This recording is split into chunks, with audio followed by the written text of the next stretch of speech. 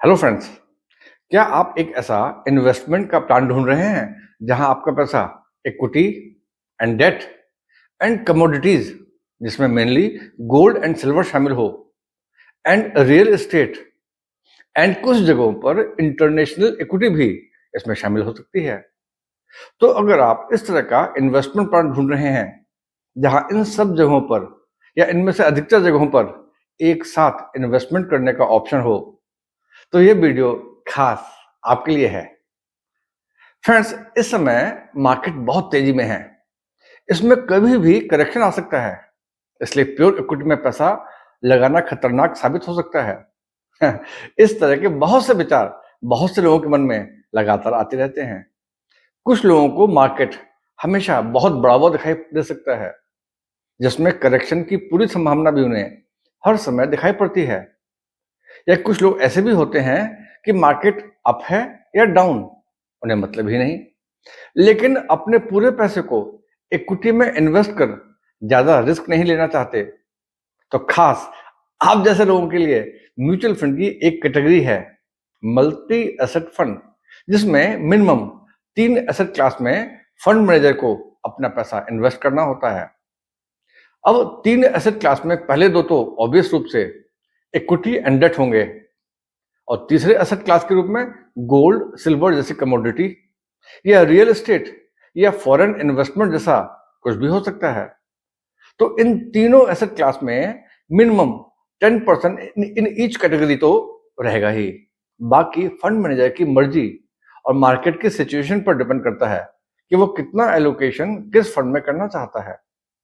अब कमोडिटी में gold and silver या अकॉर्डिंग टू मार्केट कोई भी कमोडिटी हो सकती है। तो ये बात तो रही मल्टी एसेट कैटेगरी के बारे में, लेकिन आज हम बात कर रहे हैं आईसीआईसीआई के मल्टी एसेट फंड की, जो कि 32,831 करोड़ के साथ इस कैटेगरी का सबसे बड़ा फंड है। तो आईसीआईसीआई के मल्टी एसेट फंड ने अपना इक्विटी एलोकेशन का 65% रखा है, जिसपे इसका टैक्सेशन इक्विटी का हो, क्योंकि इक्विटी के टैक्सेशन के लिए मिनिमम इक्विटी एलोकेशन 65% होना चाहिए। बाकी अदर एसेट क्लास में फंड का एलोकेशन फंड मैनेजर की मर्जी और मार्केट की सिचुएशन के अनुसार कमोडिटी, डेट और रियल एस्टेट में होता है। अब सवाल यह उठता है कि जब म्यूचुअल फंड में रिटर्न केवल इक्विटी में मिलता है, तो डेट या गोल्ड या सिल्वर या रियल एस्टेट में क्यों इन्वेस्ट किया जाए? तो आपको पता होना चाहिए कि लॉन्ग टर्म में इक्विटी से ज्यादा रिटर्न देने वाला एसेट क्लास कोई दूसरा नहीं होता। लेकिन ये जानने के बाद भी जब मार्केट वोलेटाइल होता है और इक्विटी मार्केट डाउन होता है, तो साइकोलॉजिकली हम परेशान हो जाते हैं और गिरते हुए मार्केट में परचेज करने के बजाय हम लॉस बुक करने के सोचने लगते हैं। आप सोचिए, गिरते हुए मार्केट में वही एनएवी हमको सस्ती मिल रही है, लेकिन हम परचेज नहीं कर पाते क्योंकि हमको डर लग रहा होता है।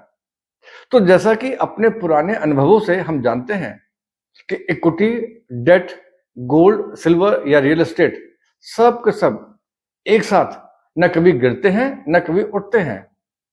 तो जब इकोनॉमी डाउन होती है तो प्रीशियस मेटल और डेट में अच्छा रिटर्न मिलेगा, और जब इकोनॉमी बूम पर होगी तो इक्विटी एंड रियल एस्टेट जैसे एसेट क्लास दौड़ रहे होंगे। लेकिन जैसा एक हाउसवाइफ जानती है कि एक लाजवाब स्वाद के लिए रेसिपी में मिर्च, मसाला, खटाई सब के सब इंग्रेडिएंट एक फिक्स क्वांटिटी में ही पड़ने चाहिए, न कम न ज्यादा। इसी तरह मार्केट में अप हो या डाउन, दोनों तरह की कंडीशन में आपका पोर्टफोलियो रिटर्न बनाए, इसके लिए मल्टी एसेट फंड का फंड मैनेजर ही जानता है कि उसे अपने पोर्टफोलियो में कितनी मात्रा में इक्विटी, कितनी मात्रा में सोना चांदी या कोई अन्य कमोडिटी, और कितनी मात्रा में डेट और कितनी मात्रा में रियल एस्टेट का एलोकेशन करना है। और जब सारे इंग्रेडिएंट ठीक मात्रा में होंगे तो सही मायने में ग्रोथ की रेसिपी तैयार होगी। शायद आपको पता होगा कि जब हम हाइड्रोजन के 2 और ऑक्सीजन का 1 एटम मिलाते हैं तो ही पानी बनता है, जिसको H2O बोलते हैं। लेकिन अगर हम ऑक्सीजन के 2 एटम से हाइड्रोजन के 2 एटम मिला दें तो क्या पानी मिलेगा? नहीं। तब जो बनेगा उसे H2O2 बोलते हैं, यानी कि हाइड्रोजन पेरोक्साइड, जो कि एंटीसेप्टिक का काम करता है। लेकिन उसे आप पी नहीं सकते क्योंकि वो पानी नहीं है। तो सही समय पर सही मात्रा में सही एसेट क्लास डालने पर ही ग्रोथ की रेसिपी तैयार होती है, और आईसीआईसीआई मल्टी एसेट के फंड मैनेजर इस काम में माहिर हैं।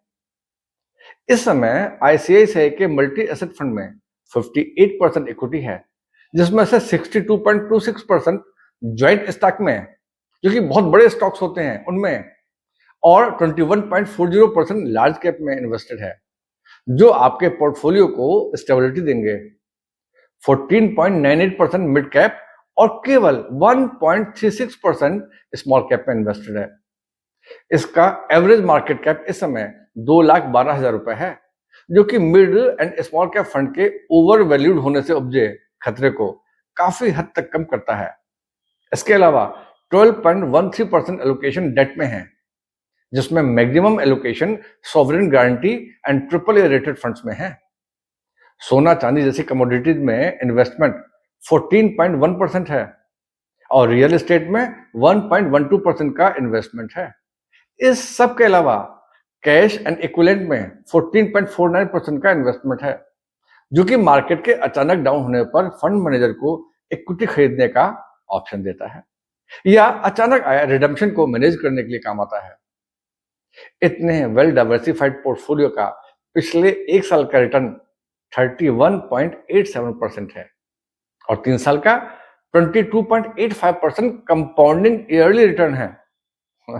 लेकिन शॉर्ट टर्म में रिटर्न को कभी भी कंसीडर नहीं करना चाहिए, क्योंकि शॉर्ट टर्म में कभी कभी रिटर्न्स तुक्के से भी आ जाते हैं। लेकिन इस फंड की सबसे जबरदस्त खासियत इस फंड की शुरुआत से आज तक का एवरेज रिटर्न है। 2002 में फंड के शुरुआत से आज तक फंड की 10 रुपए की एनएवी 21.34% कंपाउंडिंग ईयरली की एवरेज ग्रोथ से 630 रुपए तक पहुंच चुकी है। यानी कि 22 साल पहले इन्वेस्टेड आपका 1 लाख रुपए आज बढ़ते बढ़ते 63 लाख तक पहुंच चुका है ना गजब के रिटर्न्स। 22 साल में 1 लाख का 63 लाख रुपए। और सबसे बड़ी बात यह है कि इतने एक्स्ट्रा ऑर्डिनरी रिटर्न देने के लिए फंड ने कोई एक्स्ट्रा ऑर्डिनरी रिस्क नहीं लिया है, लेकिन फंड मैनेजर ने अपनी गजब की सूझबूझ दिखाते हुए फंड में शामिल हर इंग्रेडिएंट, यानी कि हर एसेट क्लास को सही समय पर सही मात्रा में मिलाने की समझ तैयार कर ली है, जिससे कंसिस्टेंट ग्रोथ की सुपरहिट रेसिपी तैयार हुई है। फ्रेंड्स, मेरा ये वीडियो कोई इन्वेस्टमेंट की एडवाइस नहीं है, मैंने तो बस इस फंड्स का एनालिसिस करने का प्रयास किया है। आप अपने म्यूचुअल फंड एडवाइजर की सलाह से अपने रिस्क एपिटाइट एंड गोल के हिसाब से इन्वेस्टमेंट का डिसीजन लें। तो फ्रेंड्स, मेरा आज का वीडियो आपको कैसा लगा कमेंट करके अवश्य बताएं, और मेरे इस वीडियो को अपने परिचितों के साथ शेयर कर उन्हें भी म्यूचुअल फंड के फायदे से अवगत कराएं, और मेरे चैनल को सब्सक्राइब करें। Thank you.